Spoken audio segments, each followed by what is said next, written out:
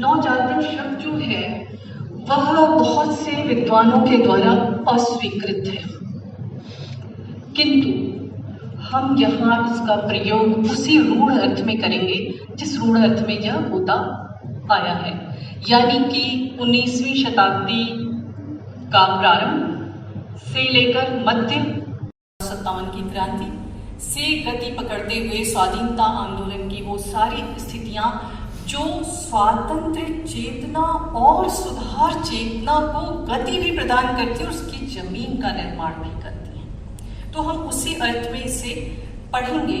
अब यह जो सुधार चेतना है वह केवल उत्तर भारत में नहीं बल्कि संपूर्ण भारत में दिखाई पड़ती है, अनेक स्तर पर दिखाई पड़ती है, यानी सांस्कृतिक, राजनैतिक, सामाजिक कई स्तरों पर ये चल रही होती है। ये सुधार चेतना भी और स्वातंत्र चेतना भी, स्वातंत्र बोध भी। और बहुत सारे नामों से तो हम परिचित ही हैं, राजा राम मोहन राय, ईश्वरचंद्र विद्यासागर। महाराष्ट्र की तरफ जाएं तो हमें रानाडे, ज्योतिबा फूले, रमाबाई, सावित्रीबाई फूले, बहुत सारे नाम मिलते हैं। आगरकर मिलते हैं।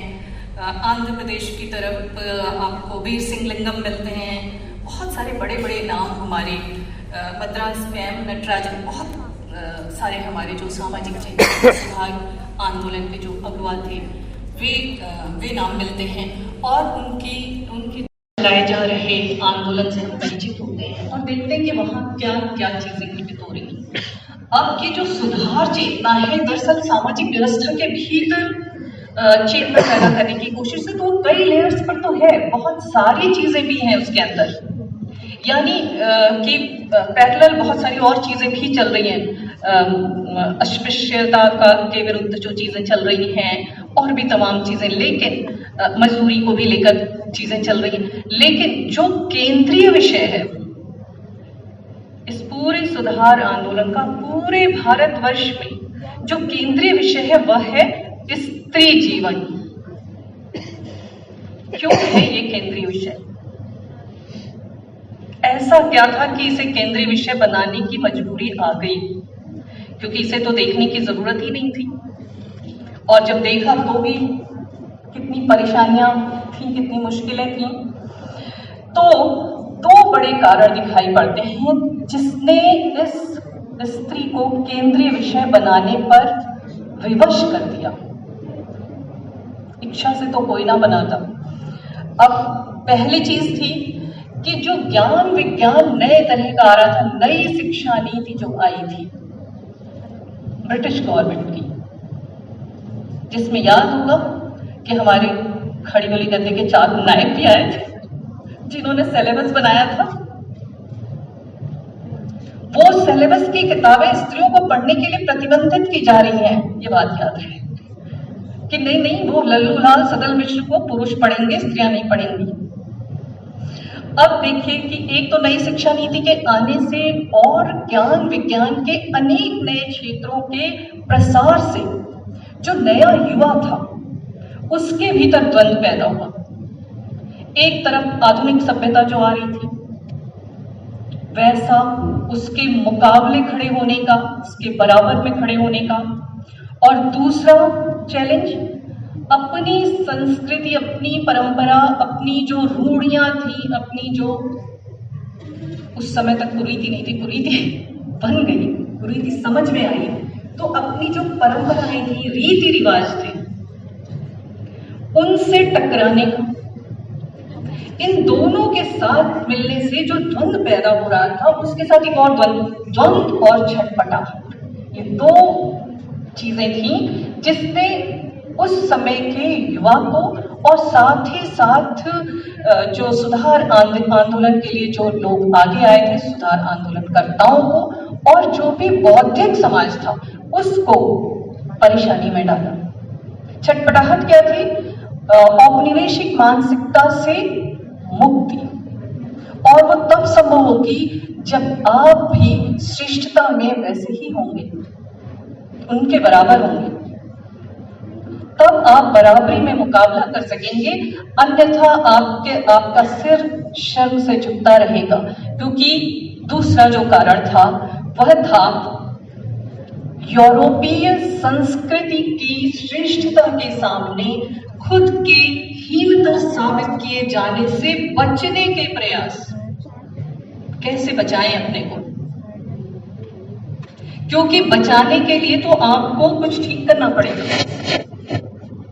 और अब बचाने के प्रयास है तो उसके लिए कुछ जो तरीके थे उसमें एक सबसे बड़ा तरीका था कि अपनी संस्कृति से उन पक्षों को, इतिहास से भी उन पक्षों को जो अच्छे थे, बेहतर थे, उज्जवल थे, उनको चुन चुन करके सामने रखना, जिससे कि साबित किया जा सके कि जैसा अभी जितना खराब, जितना बुरा समाज हमारे सामने है वैसा पहले नहीं था। पहले हम ठीक थे, पहले हम लड़कियों को पढ़ाते थे। उसी का परिणाम था दयानंद सरस्वती का पूरा मूवमेंट, एक तरह की आइडेंटिटी पॉलिटिक्स। हम कौन थे और क्या हो गए, पूरा वो सारा जो तरीका था। तो वेदों की ओर लौटो, वेदों की ओर लौटने का मतलब यह नहीं था, बल्कि वेदों से चुन चुन के उन प्रसंगों को लिया गया जो प्रगतिशीलता दिखाते थे, जो ज्यादा आधुनिक थे, जो ज्यादा बड़ी बातें कर रहे थे, जो आपको आज के समय में खड़े होने का मनोबल देते थे। ऐसी बातें लेकर आई गई, और ये लेकर आया जब जा रहा था तो स्त्री शिक्षा के कुछ प्रकाश स्तंभ भी लेकर आए। अपाला, गार्गी, घोषा, मदानसा, ये प्रकाश स्तंभ थे जहां से वो दिखाते थे कि देखो स्त्रियां पढ़ती थी और इतनी विदुषी थी। ऐसा नहीं था। अब चूंकि ऐसा था कि आपकी स्त्रियां अनपढ़ थी, मूर्ख थी, बुद्धिहीन थी, कई जगह ये भी लिखा मिलता है कि वो बड़ी गंदगी से रहती थी। महिलाओं का ही लिखा हुआ, पुरुषों ने नहीं। पुरुष तो स्वीकार ही नहीं करेगा गंदगी से रहती, क्योंकि रंगीन साड़ी सधवा स्त्री को पहनना था और धोने से उसका रंग छूट जाता था, तो इस मारे साड़ी नहीं धुलवाती थी। उच्च वर्ण में ज्यादा मुश्किल थी, क्योंकि वहां तो बोलने की पाबंदी तो थी ही, हिलने डुलने की भी पाबंदी थी। जो मानक बना दिए गए थे उससे अगर जरा भी दाएं बाएं हुई तो सिर्फ और सिर्फ मृत्यु थी या वैश्यालय था। दो ही जगह थी, तीसरी कोई जगह नहीं थी। तो अब आज जो वर्तमान में उस समय तत्कालीन समय में जो दशा थी उसको देखते हुए उन सुधारकों के सिर भी शर्म से झुक जाते थे। उन बौद्धिक लोगों के, बौद्धिक वर्ग के, उन पढ़े लिखे राजनेताओं के, उनके सिर भी शर्म से झुक जाते थे स्त्री का मुद्दा जब आता था, क्योंकि बाल विवाह था, विधवा जीवन था। विधवा जीवन ऐसा वैसा नहीं था, रमाबाई की किताब अगर आप पढ़े तो रोंगटे खड़े हो जाते हैं। बाल ऐसे नहीं उनके केवल मुड़वा दिए जाते थे, नोच नोच कर निकाला जाता था, भयानक था। और विधवा होना कोई स्त्री कल्पना ही नहीं कर सकती थी, इतना भयानक था विधवा जीवन। तो विधवा जीवन था, सती प्रथा थी जहां जिंदा जला दिया जा रहा था। इसके तो बहुत वर्णन विदेशों में भी मिलते हैं। तो इन सारी चीजों को, शिक्षा तो नहीं थी, इन सारी चीजों को स्वीकार किया गया। सुधारकों ने उन कमियों को, अपनी संस्कृति के कमजोर पक्ष को स्वीकार किया और उसे दूर करने के प्रयास शुरू किए।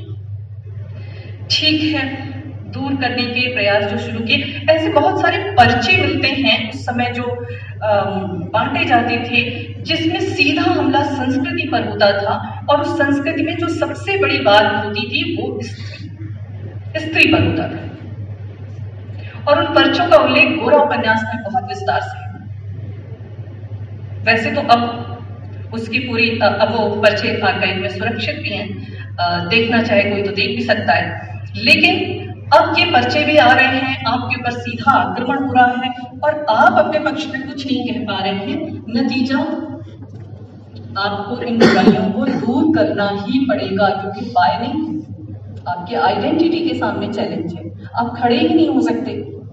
राजनीतिक रूप से चैलेंज करने के लिए आप जाते और सांस्कृतिक रूप से हाथ कराते हैं। ये हो रहा था। तो शुरू हुआ भाई बहुत तरह की संस्थाएं, बहुत तरह के प्रयास, ब्रह्म समाज और आर्य समाज, थियोसॉफिकल सोसाइटी, जाति सभाएं, कायस्थ महासभा, बहुत सारे स्तरों पे, बहुत सारे संगठनों की तरफ से, बहुत तरह से। उसके विस्तार में ना जाकर के मैं इधर आऊंगी कि यह जरूरी हो गया कि इन कुरीतियों को दूर करने के लिए कानून का सहारा लिया जाए। है बिनु कोई न प्रीति, कोई मानने के लिए तैयार ही नहीं। सारे हमारे हिंदी के महान लेखकों ने अपनी उस दौर के लेखकों ने, चाहे वो भारतेंदु रहे हों, अपनी बेटी की शादी, केशवचंद्र सेन अपनी बेटी की शादी ऐसे ही 8-9 साल में कर दिया था। क्यों? क्योंकि सामाजिक दबाव अलग थे और लिखना, मतलब लिखने के लिए तो बड़ी बड़ी बातें लिख सकते हैं, लेकिन जीना दो अलग चीजें थी। बहुत बड़ी भाग थी लिखने और व्यवहारिक जीवन में। अब आप देखें कि कुछ कानून बने 1930 में, सती प्रथा निषेध अधिनियम, 1956 में गलत कह रही हूँ, 1830 सती प्रथा निषेध अधिनियम, 1856 विधवा विवाह अधिनियम और 1877 पहली बार मैट्रिक पास करने, मैट्रिक के एग्जाम में बैठने की अनुमति लड़कियों को मिलती है। शिक्षा की इतनी बहुत तेजी से, ईश्वरचंद्र विद्यासागर ने तो बहुत ही काम किया, 35 लड़कियों के स्कूल खोले। लेकिन उससे पहले, शिक्षा पर आने से पहले हम एज ऑफ कंसेंट बिल पर बात करेंगे। 1891 में यह बिल बना, लेकिन इसके पहले क्या क्या हुआ? बाल विवाह के कारण बहुत बड़ी संख्या में लड़कियों की मृत्यु हो रही थी। ये रमाबाई भी लिखती हैं। रमाबाई ने जो अपना हंटर कमीशन को बयान दिया उसमें वो कहती भी हैं कि शिक्षा क्यों जरूरी है।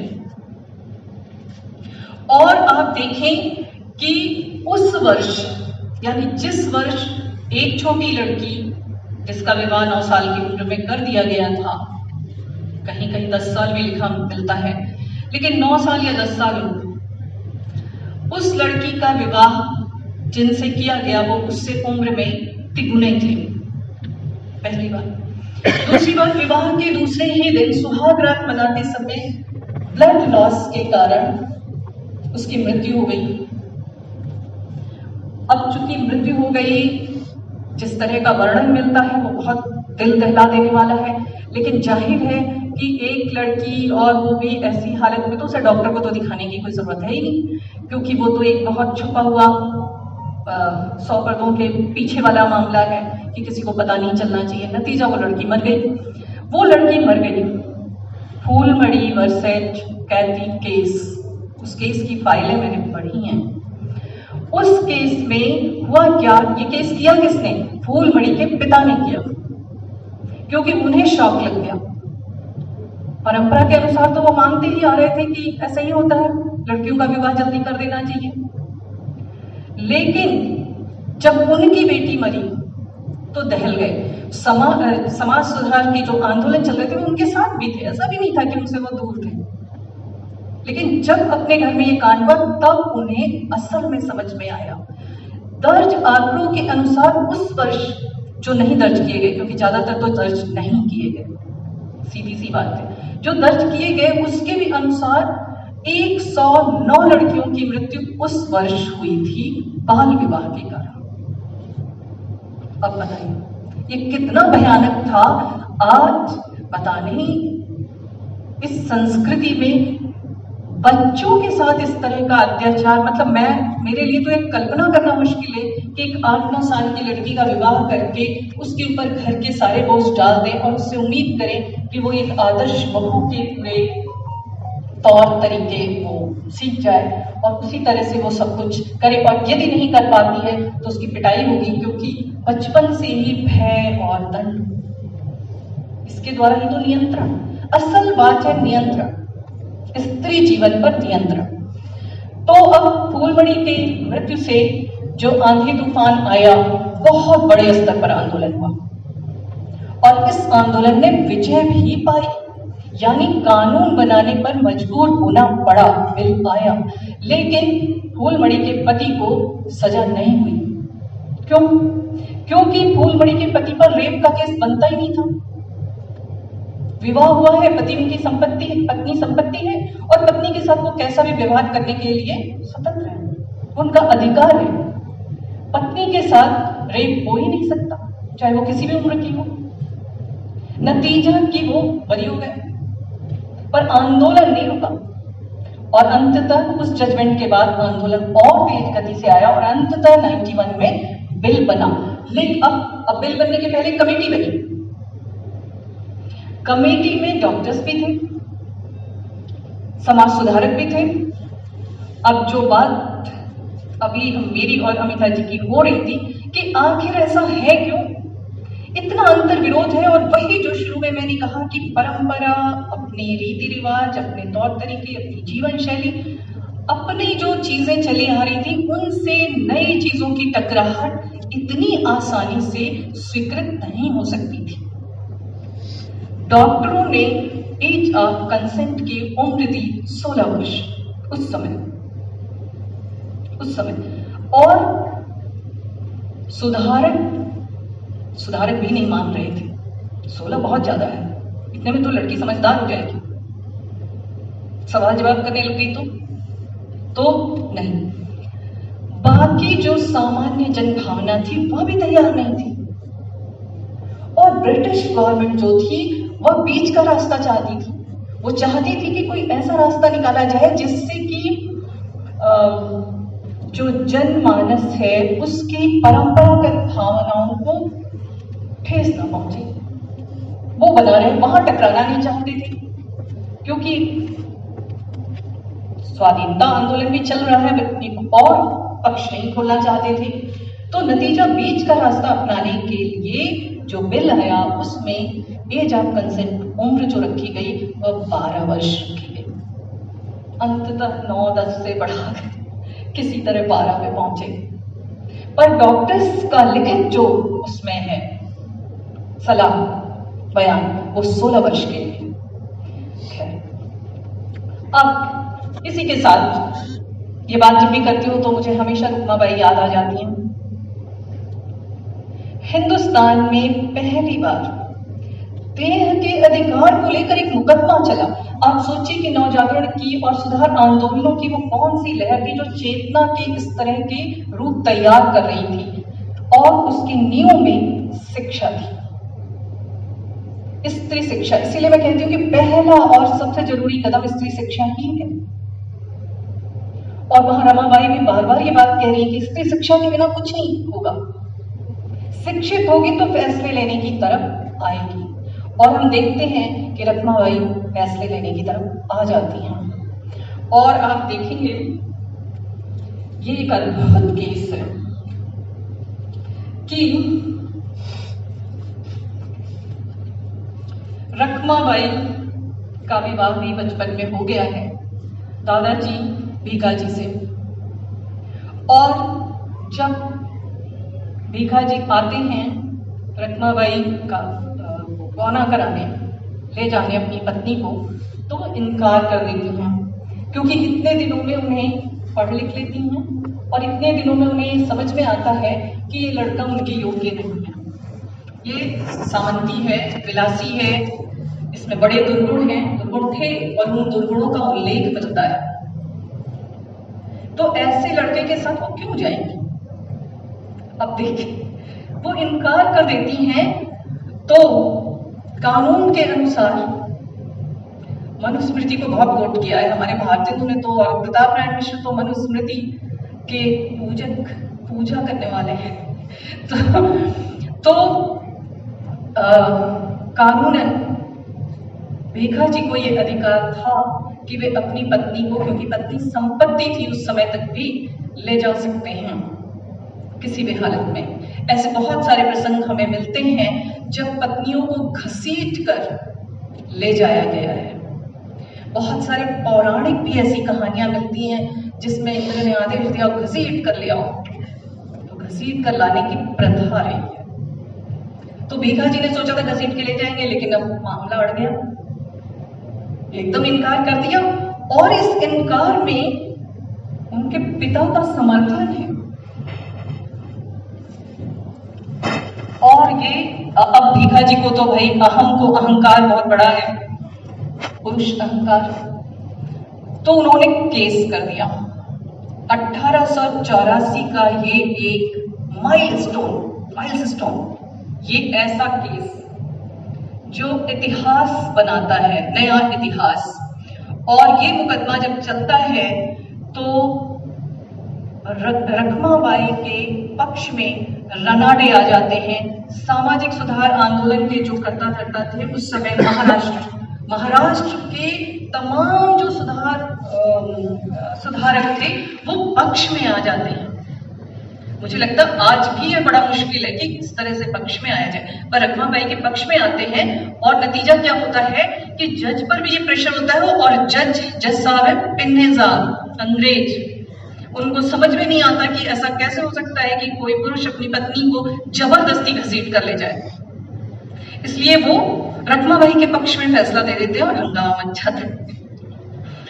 अब रखमाबाई के पक्ष में फैसला आ गया, विजय हुई, लेकिन हमारा पितृसत्तात्मक ढांचा समाज इतनी आसानी से इसे स्वीकार नहीं कर सकता था। इसलिए फिर से भीखा जी ने अपील की। जैसे ही 85 में जस्टिस पिन्ने ने फैसला दिया, उसके बाद फिर से भीखा जी ने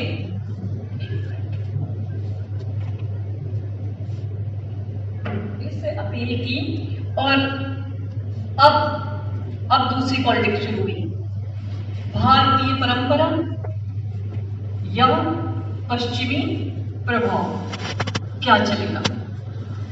नतीजा क्या हुआ कि फैसला उलट गया। उलटना ही था, इसकी उम्मीद तो कोई नहीं थी। अब 1887 में ये फैसला पलट गया और फैसला आया कि 1 महीने के अंदर रखमाबाई अपने पति के घर जाएं, अन्यथा जेल जाएं। अब देखिए हमारे सुधारकों का था, जो उस समय पक्ष में आए थे वो अब रखमाबाई में दबाव बनाने लगे, चले जाओ पति के घर, क्योंकि एक भारतीय स्त्री को जेल जाते हुए हम सब देख ही नहीं सकते। लीजिए भाई, अभी तो बात इतनी बड़ी थी, इतना बढ़िया लग रहा, अभी हम कह रहे हैं कि जेल मत जाओ, जेल जाने से हमारी बेइज्जती होगी, बदनामी होगी। भारतीय स्त्री, घरेलू स्त्री वो जेल जा रही है। तो नतीजा क्या हुआ कि समाज सुधारक भी साथ छोड़ दिए। लेकिन रखमाबाई डटी नहीं, वो नहीं गई। अब नहीं गई, समय बीत रहा है। तो सुधारकों ने मिलकर, सुधारकों की पोल गई, सुधारकों ने मिलकर के और अन्य जो संभ्रांत बौद्धिक वर्ग था, सबने मिलकर के भीखा जी पर प्रेशर डाला कि देखो भाई जेल जाने का टाइम नजदीक आ रहा है, कुछ भी करके समझौता करो। तो भीखा जी ने, जो कि पुरुष अहम के लिए संभव ही था, कहा कि ठीक है, इस स्त्री को मैं छोड़ देता हूं, और अपना दावा उठा लिया कि अब ये मेरी पत्नी आज से रहेगी। और जब उन्होंने अपना दावा उठा लिया, आउट ऑफ कोर्ट सेटलमेंट का भी ये एक बहुत बड़ा उदाहरण बना।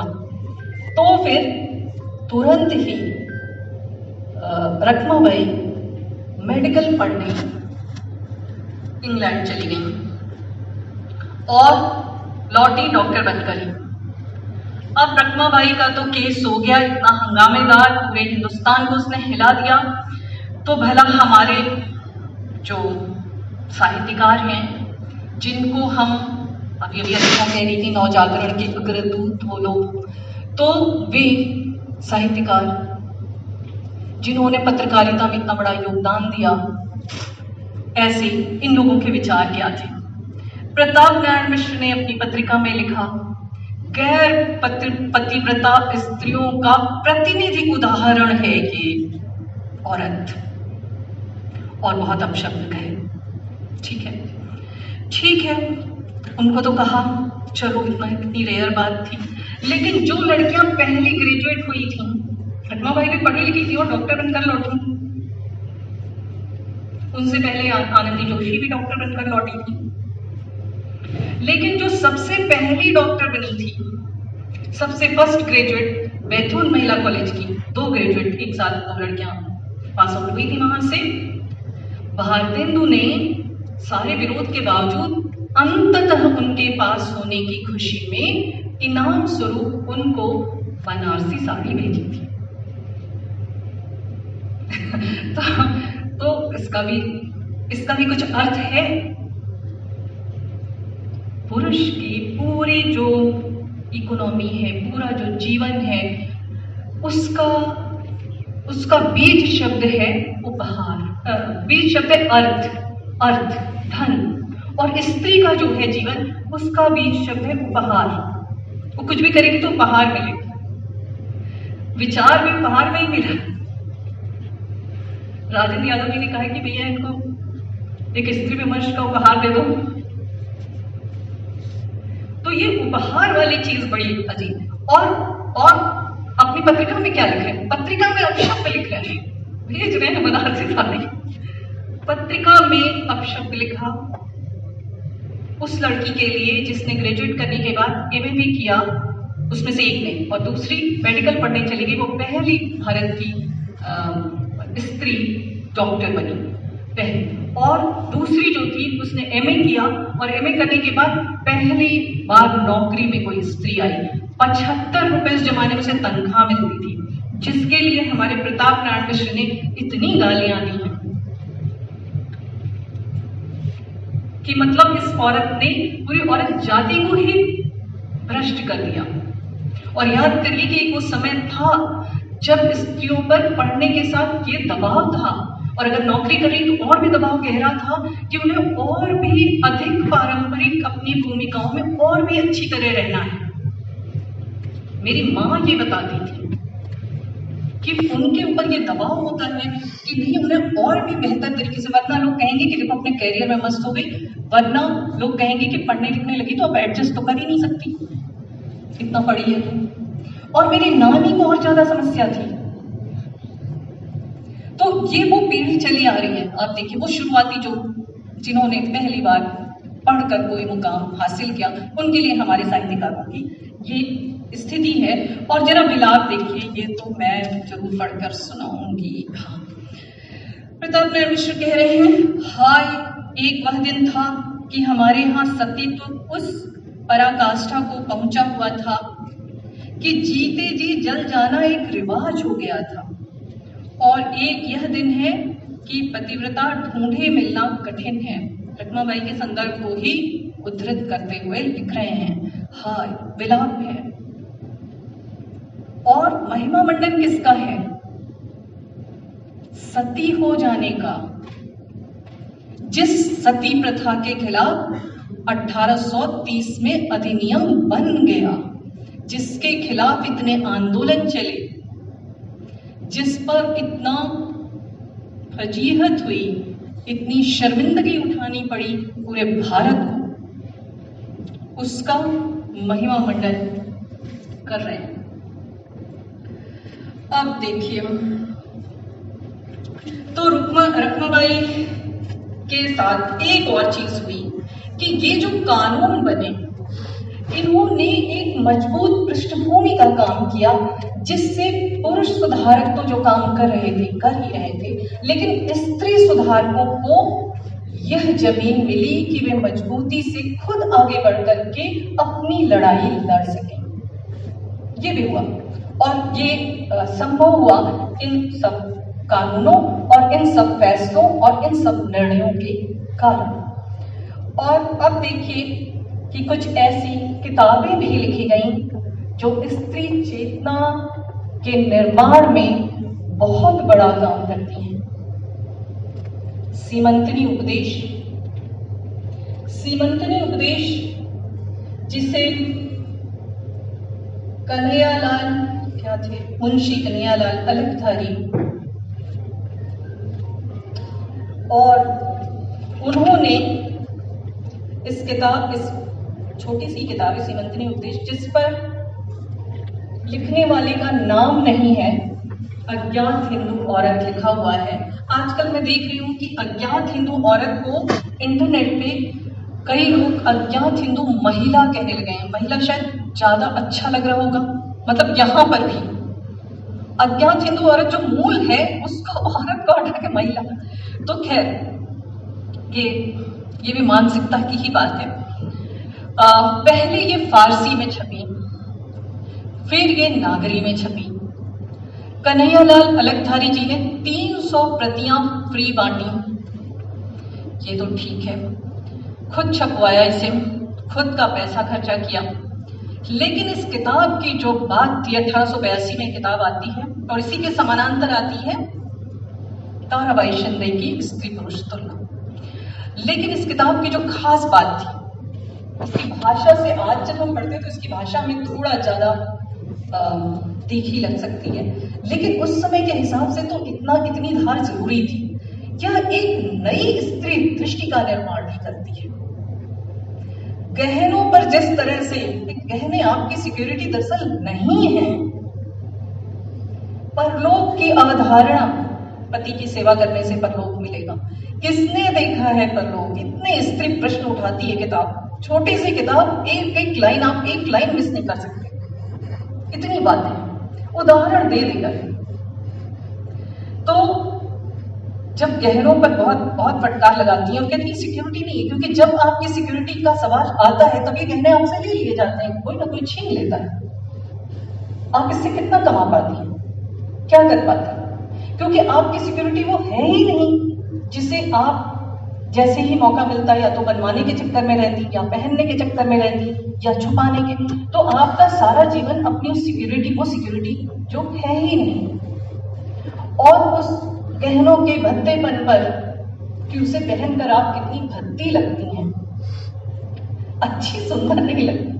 क्योंकि सुंदर तो वो लगेगा ना जिसमें सुरुचि होगी। सुरुचि का सवाल उठाया तो गहने अगर आप पहनना ही चाहती हैं तो अपनी सुरुचि और उस सुरुचि बोध का निर्माण करिए कि आपकी सुरुचि किधर जाती, किस तरह की चीज आप पहनना चाहते,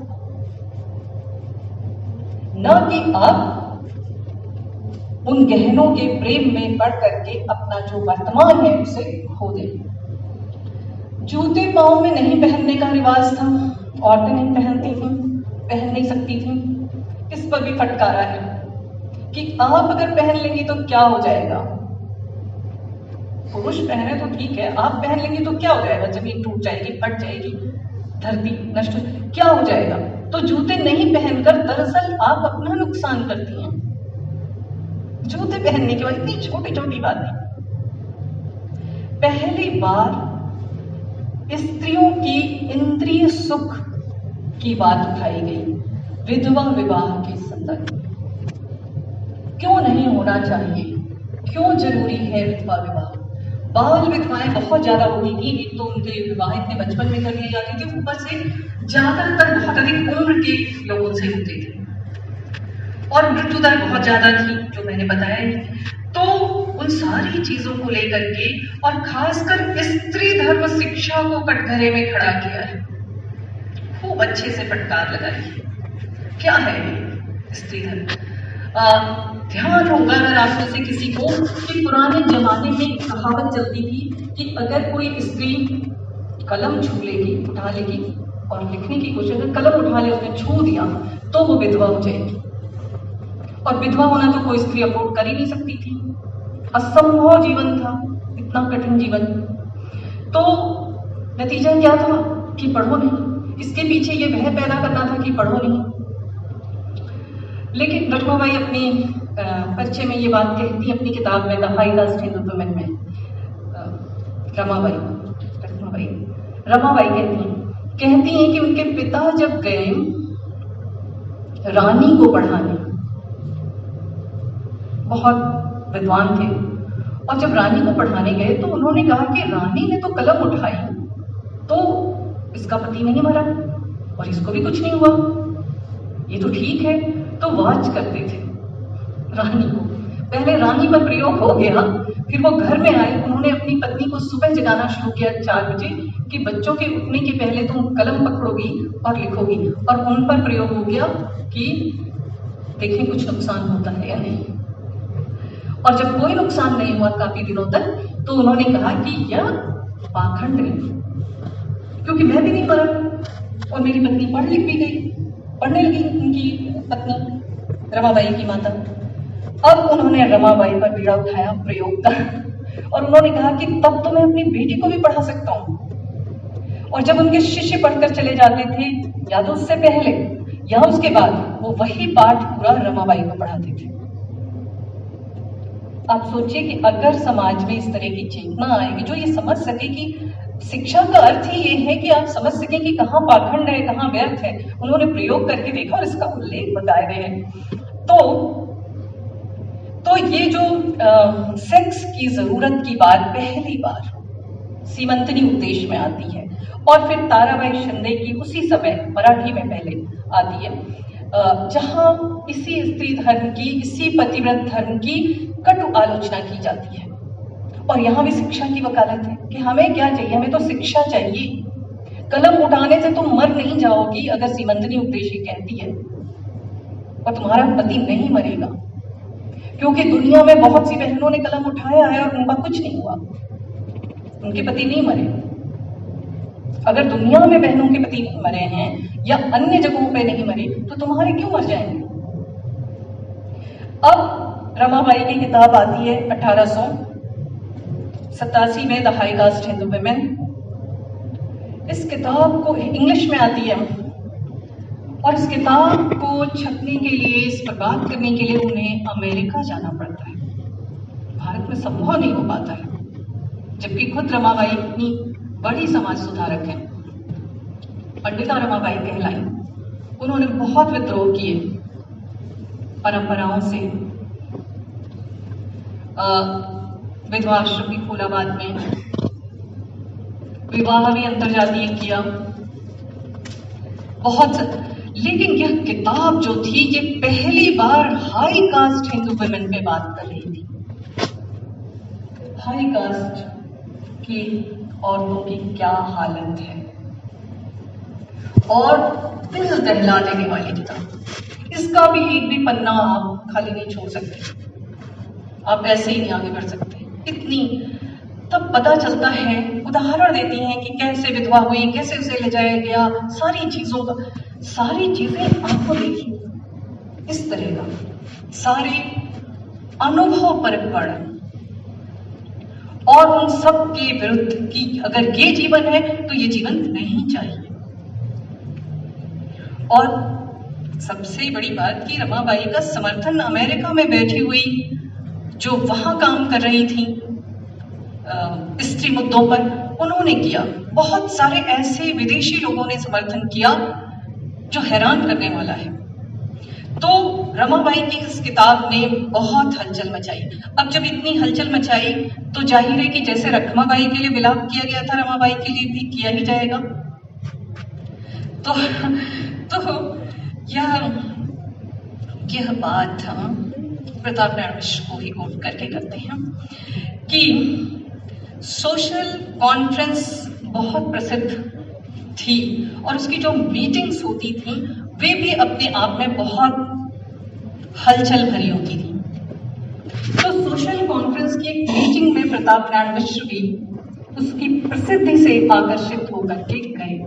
मेरी लाइन नहीं है ये लाइन हूबहू वही कोट कर रही हूं कि उसकी प्रसिद्धि से आकर्षित होकर, उसके कामों से नहीं, क्योंकि काम से तो भड़क कर आए, काम से तो भड़क गए। अब वहां चले तो गए, समाज सुधार। अब आप देखेंगे कि उस समय कितनी बड़ी बड़ी बातें, आज तो बल्कि बंद है वो बातें। तो क्या हुआ कि उस सम्मेलन में 2 बिल का प्रस्ताव रखा गया। एक था सहवास बिल, यानी पत्नी के साथ सहवास की सहमति अनिवार्य की जाए। कितना प्रोग्रेसिव विचार था उस जमाने में। ये बात है 1883 की। और दूसरा बिल था मृत पति की विधवा को उसकी संपत्ति में अधिकार दिया जाए। जाहिर है कि जब इस बिल पर, इस प्रस्ताव पर भाषण शुरू हुए तो हमारे आदरणीय प्रताप नारायण मिश्र भड़क गए, और भड़के ही नहीं, उन्होंने विरोध भी दर्ज किया, और सबसे ज्यादा विरोध इस बात पे दर्ज किया, अब तो पढ़कर हंसी आती है, इस बात पे दर्ज किया कि उस बिल के अंदर यह प्रस्ताव भी था कि विधवा स्त्री के बाल मोड़े जाने के लिए उसकी अनुमति लेना अनिवार्य किया जाए, और यह अनुमति परिवार या रिश्तेदारों या परिचितों के बीच नहीं होगी, मजिस्ट्रेट के सामने होगी। कितना प्रोग्रेसिव भाई, कितनी बड़ी सोच है। इसी पर सबसे ज्यादा आपत्ति थी प्रताप नारायण मिश्र को, ये लिखित है। उनका कहना है कि विधवाओं का केश मोड़ने दीजिए जैसे मुड़ता है, उस पर क्या विचार करना। पर ये चूंकि स्त्रियों की अपनी समस्या है, अपने कष्टप्रद जीवन का अनुभव है, इसलिए वो इस पे बात कर रही है। अब था कौन उसमें सबसे भयंकर भाषण देने वाला, जिस पर इतना भड़के प्रताप नारायण मिश्र, वो थी रमाबाई, और थे और एक और व्यक्ति थे जिनके भाषण पर बहुत नाराज हुए थे, स्वामी सत्यानंद जी। इन दोनों का भाषण प्रताप नारायण मिश्र को नागवार गुजरा और बहुत नाराज होकर के उस मीटिंग से वापस आए। ठीक है, तो अब बात हम वहां करते हैं। इन 3 बहुत हलचल मचाने वाली पुस्तकों के बाद स्त्री शिक्षा, जिसकी मांग लगातार की जा रही थी, और हम देखते हैं कि पूरे पश्चिम बंगाल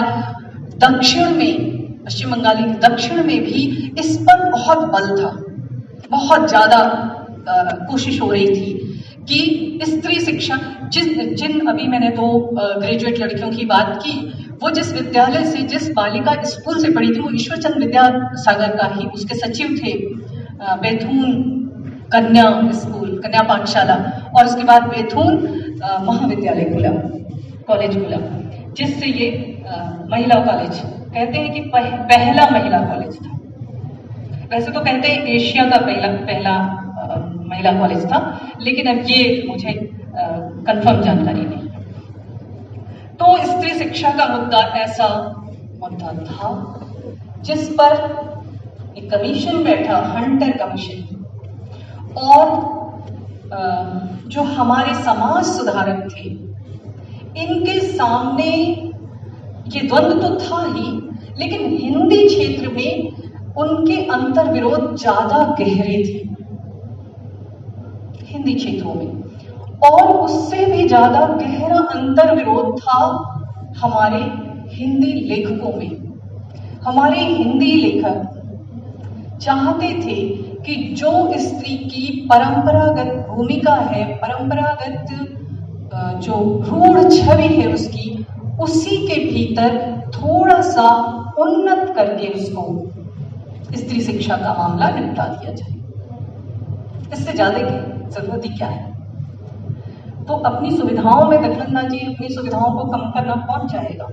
इसलिए जब एक कृतदासी, बेगार श्रम करने वाली सामने हो, सहज उपलब्ध हो, तो जरूरत ही नहीं है। तो इसलिए उनका मकसद सिर्फ स्त्री शिक्षा को लेकर स्त्री धर्म शिक्षा तक सीमित था। अब एक जगह स्त्री दर्पण की संपादक ने बहुत कस के फटकार भी लगाई है स्त्री दर्पण में, कि अपने लिए तो लड़कों के लिए चाहिए पश्चिमी ज्ञान विज्ञान और पश्चिमी सभ्यता, लेकिन स्त्रियों को चाहते हैं कि वो पूर्वी रह जाएं, वे ना कुछ जाने। तो शिक्षा की बात चली और लड़कियों के लिए वही हुआ कि स्त्री धर्म की शिक्षा ही उसी पर सबका बल रहा। सबको उठा लीजिए, निराला को भी इतने बाद में। उससे पहले महावीर प्रसाद द्विवेदी कुछ प्रोग्रेसिव दिखाई पड़ते हैं, बल्कि रामविलास शर्मा से ज्यादा प्रोग्रेसिव दिखाई पड़ते हैं महावीर प्रसाद द्विवेदी। ये हैरानी की बात है। मुझे लगा था कि रामविलास शर्मा ज्यादा शायद आधुनिक विचारों के होंगे, लेकिन नहीं, उससे ज्यादा महावीर प्रसाद द्विवेदी में दिखता है, पर निराला में नहीं दिखता है। और सबने स्त्री शिक्षा पर लेख लिखे हैं, पर ये तो बहुत बात के हैं। लेकिन जो नवजागरण का समय है, वहां जो हमारे साहित्यकार आ गए हैं, लेखक आ गए हैं, उसमें ये बात आती है उनके बयान में ही भारतेंदु के कि विजयनगरम के राजा ने बनारस में महिला बच्चों का स्कूल, लड़कियों का स्कूल खोला है, जिसमें सवर्ण अपनी कन्याएं नहीं भेजते हैं, क्योंकि सवर्ण क्यों भेजेंगे, अपनी लड़कियों को पथ भ्रष्ट थोड़ी ना करना था। लेकिन निम्न जातियों की लड़कियां आती हैं और अपने बयान में कह रहे हैं, और इसलिए आती हैं क्योंकि उन्हें पैसे मिलते हैं हाजिरी देने के। अब अगर इसी को सत्य मान लें तो इसका मतलब शिक्षा के लिए पहले जो घर से निकली वो दलित लड़कियां थी, सवर्ण लड़कियां नहीं थी। सवर्णों को बहुत देर में जाके छूट मिली, बहुत देर में मौका मिला। उसमें भी देखिए भारतेंदु का एक बड़ा प्रसिद्ध बलिया भाषण है, और उस भाषण में कहते हैं, लड़कियों की शिक्षा प्रबंधन के बारे में प्रश्न पूछा गया है, तो उसमें नहीं, हंटर कमीशन वाले पहले बलिया भाषण की बात हम करते हैं कि स्त्रियों को पढ़ाइए। बलिया भाषण है, बहुत प्रसिद्ध है, मगर उस चाल से नहीं जैसे आजकल पढ़ाई जाती है, जिसमें उपकार के बदले बुराई होती है। ऐसी चाल से उनको शिक्षा दीजिए कि वह अपना देश और कुल धर्म सीखें, पति की भक्ति करें और लड़कों को सहज में शिक्षा दें। इतना ही उद्देश्य होना चाहिए। भारतेंदु ने जो पत्रकारिता का दौर जो चल रहा था, उसमें भारतेंदु ने एक स्त्री केंद्रित घोषित रूप से स्त्री पत्रिका निकाली थी, बालाबोधिनी, जिसमें कभी भी स्त्री अधिकारों का मुद्दा नहीं उठाया गया। ये इतना बड़ा सच है। जिसमें कभी भी श्रृंगारिक रचनाएं नहीं छपी। क्यों? अब देखिए भारतेंदु क्या कह रहे हैं। कह रहे हैं, बड़ी लड़कियों को प्रेम सागर ग्रंथ पढ़ने के लिए नहीं देना चाहिए। चरित्र निर्माण और घरेलू प्रबंध वगैरह के बारे में बताने वाली अच्छी पाठ्य पुस्तकें उनके पाठ्यक्रम में लगानी चाहिए। ठीक है, वही प्रेम सागर लघुलाल वाला। ठीक है, हंटर कमीशन जब पूछता है तो उसमें उस प्रबंधन में वो कहते हैं कि इन लड़कियों के स्कूल में जो पाठ्य पुस्तकें हैं वो वही हैं जो लड़कों के सरकारी स्कूलों में चलती हैं, उन्हें हटा देना चाहिए, नहीं होना चाहिए। पाठ्य पुस्तकों से बड़ी आपत्ति है, इसलिए कुछ नए तरीके की पाठ्य पुस्तकें तैयार की जाती हैं। देखिए, ये अंतर मतलब शिक्षा पर तो बहुत ही गंभीर अंतर विरोध है। कहते हैं जो पाठ्यक्रम बनता है उसमें बड़ा मजेदार पाठ्यक्रम है।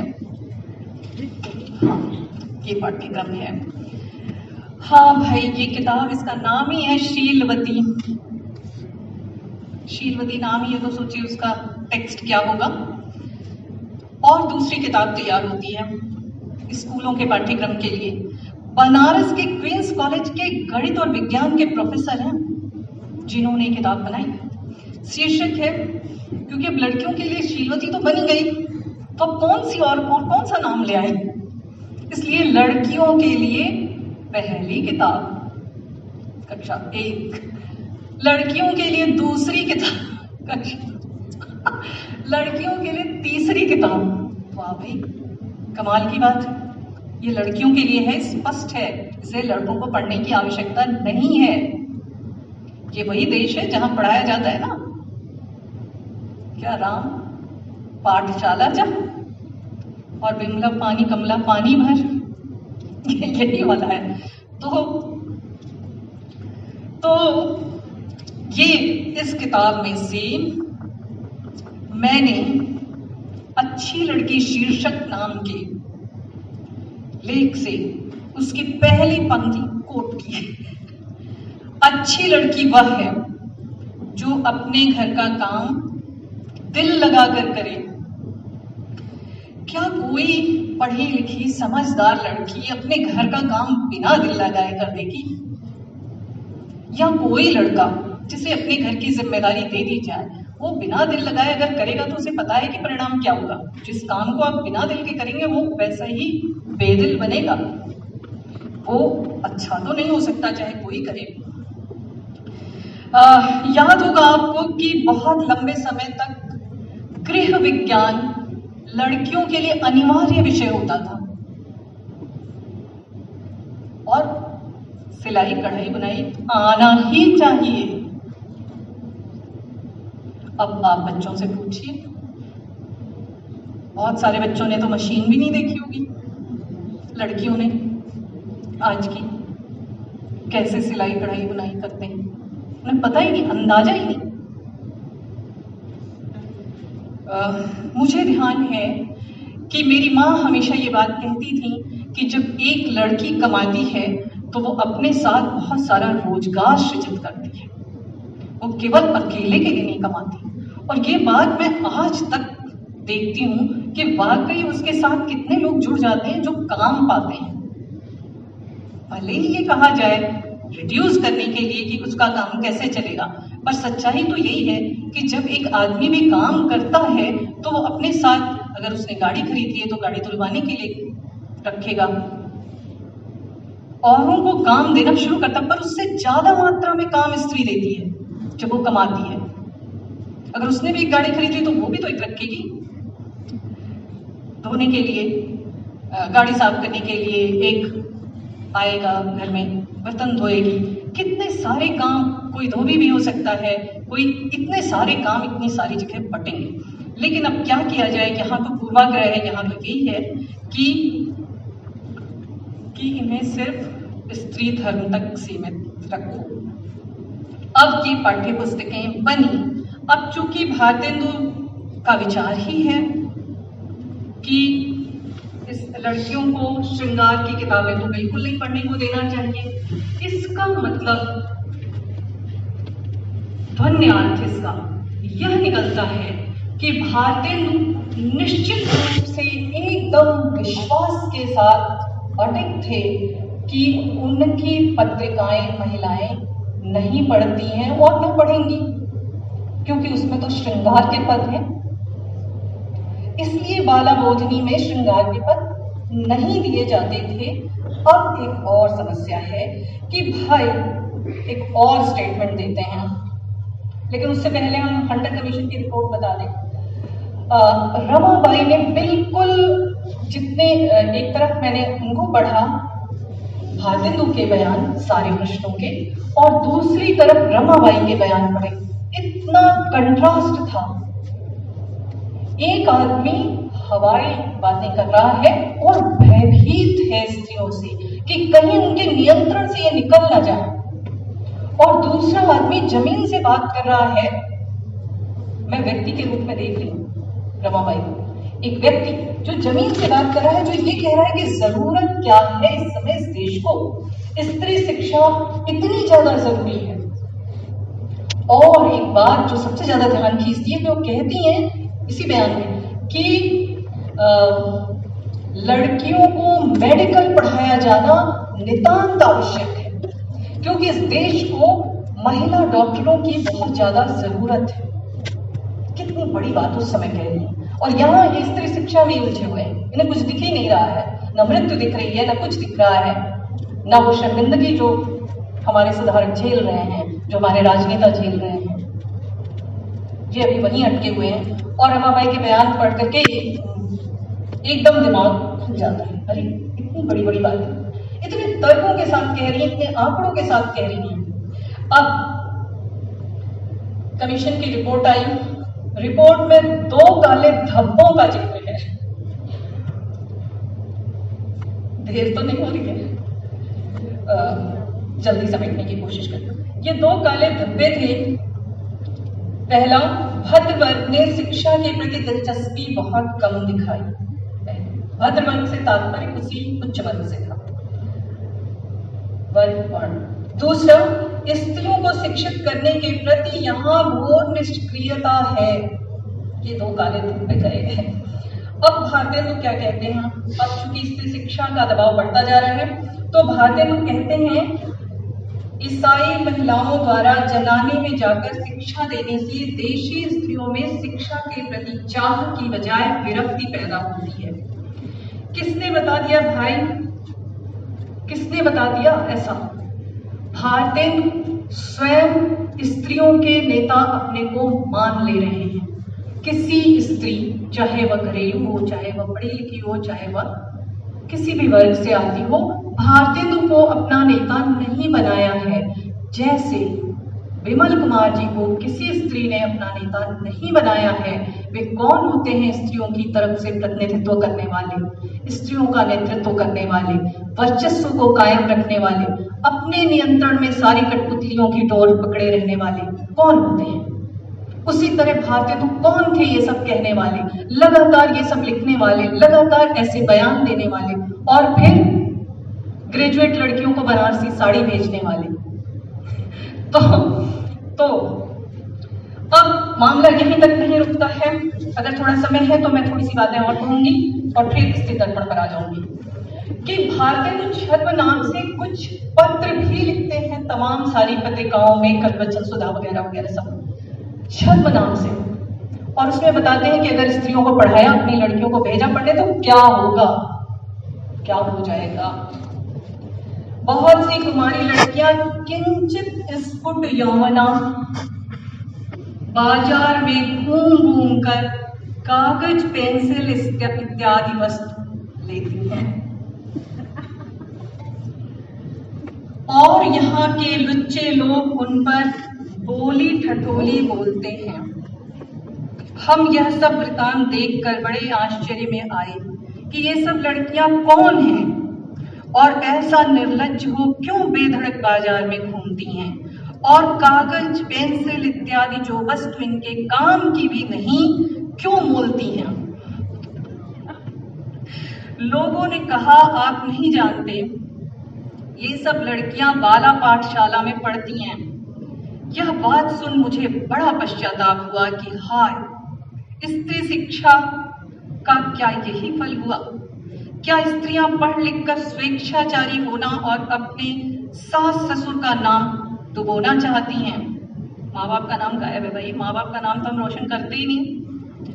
पर जो सोचा तो यह अनुमान किया कि यह स्त्री शिक्षा का फल नहीं है, वरन उस कार्य प्रणाली का दोष है जो उक्त विषय में कार्याध्यक्षों की असावधानता और अज्ञता से, महीने के लालच से अपात्र स्त्रियों को भी पढ़ाने से होता है।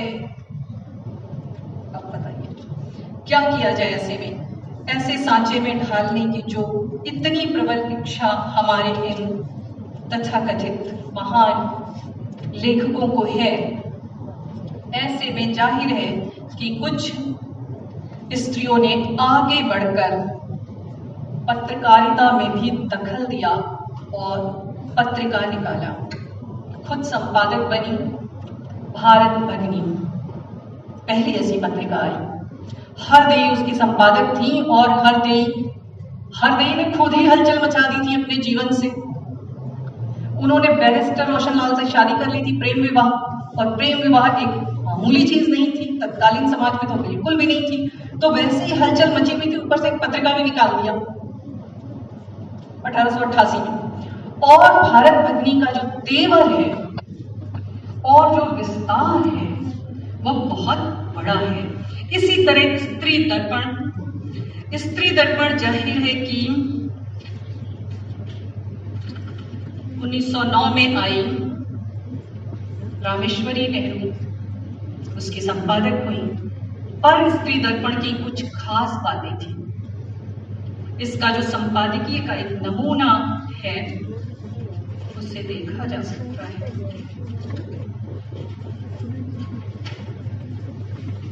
कहती हैं रामेश्वरी नेहरू की पुत्री, पत्नी और माता के रूप में स्त्री का कर्तव्य केवल दासी बनकर आज्ञा का पालन करना भर नहीं है, न उसके कर्तव्यों की सीमा पिता, पति और पुत्रादि को भोजनादि से संतुष्ट कराकर ही होती है। स्त्री का सबसे बड़ा कर्तव्य हर अवस्था में पुरुष के प्रत्येक कार्य में सहायता करने का है। प्रत्येक कार्य से इनका तात्पर्य संसार के प्रत्येक कार्य, मतलब राजनीतिक कार्य भी। आगे वे और विस्तार में जाती हैं। और जो सबसे बड़ी बात थी कि तेजस्विता तो थी ही, जो पुरुष पत्रकारिता में विचार आ रहे थे उन विचारों की एक तरह से काट प्रस्तुत करती हैं, क्योंकि एक तरफ विचार आ रहे थे जहां स्त्री धर्म महत्वपूर्ण था, स्त्री मुद्दों को समाज और व्यवस्था और परिवार न टूटने पाए इस चिंता तक सीमित रखा गया था, वहां स्त्री दर्पण जो थी वह बहुत ही तेजस्विता के साथ स्त्री शिक्षा पर, राजनीति पर और उन सारी चीजों पर, उन सारे अनुभवों पर, जैसे विधवा विवाह को लेकर के प्रताप नारायण मिश्र के तो बहुत ही खराब विचार हैं,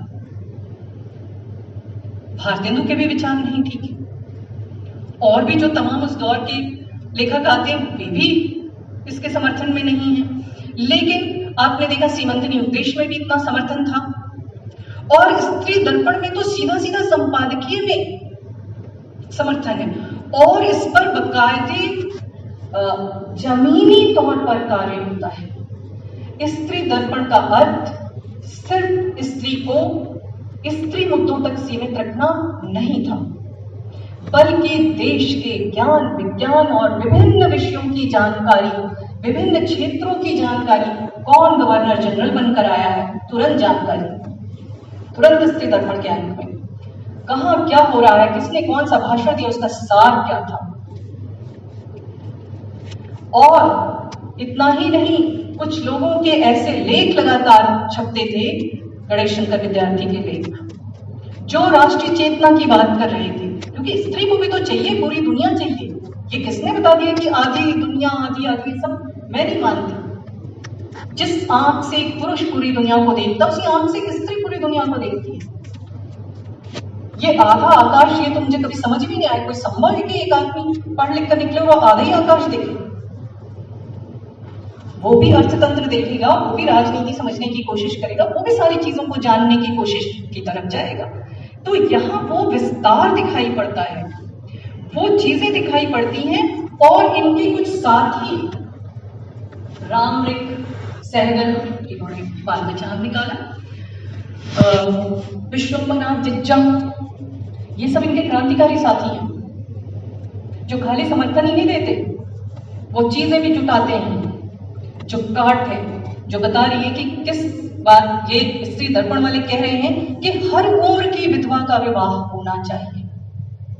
इसमें आप इफ मत लगाइए, विधवा मतलब विधवा। आज सिर्फ ये क्यों कह रहे हैं कि बाल विधवा हो और साथ में अक्षत यौना, ये क्या बात हुई?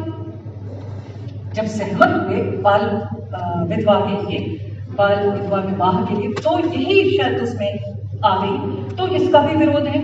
दूसरी तरफ एक अंक है जिसमें पूरा का पूरा विधवाओं का बयान है। ये एकदम दिल दहला देने वाली बात है।